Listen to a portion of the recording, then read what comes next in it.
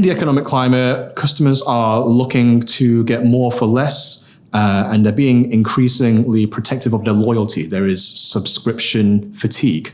So really what brands need to do is collect only what they need to collect and show that it's being used in a beneficial way for the customer. Obviously, make it absolutely clear that you're protecting a customer's data to the best of your ability. Be really transparent. So that's really what I would say is the key thing.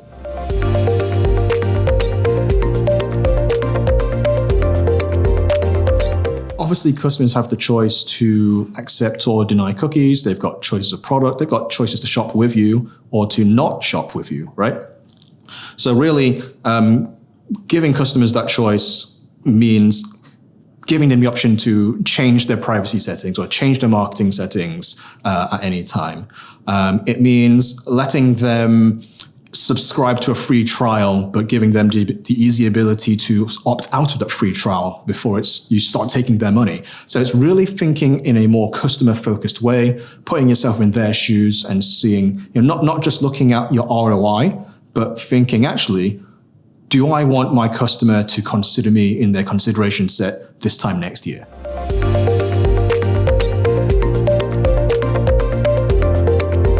Third-party vendors can be difficult to control because they're not under your roof. You don't know exactly what they're doing.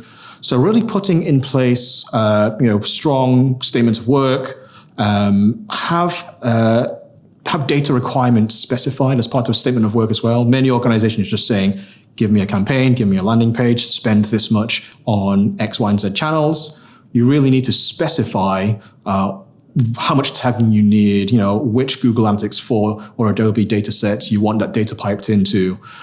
So it's really important to have a spec for the data alongside the work you want a third party to do.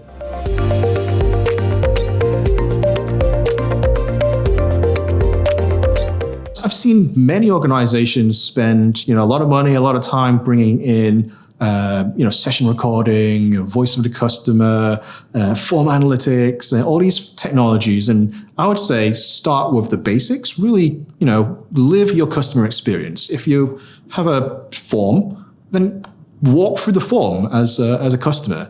Ask your family members to go and test that customer journey. Those are really the human aspects that you don't need a lot of time or a lot of money or a lot of budget to invest in. Just do it manually. But on top of that, once you've got past the most obvious weaknesses, then you have to go into the more technical auditing, which is where your SEO, but also things like your ObservePoint audits can come into play.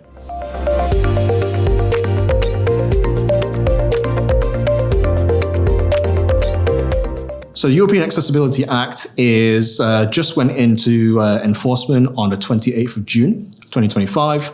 And it means that brands have to ensure their websites are compliant with WCAG guidelines. And that means essentially for visually impaired or blind people, your websites have to be usable.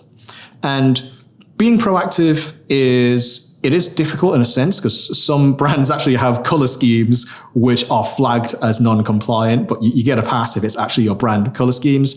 But organizations also have to be aware that genuinely the average internet user is getting older. The internet's about 30 years old now. So you can expect your average user to be 50, 60, 70, well, not your average, your oldest users to be in the 60s to 70s range.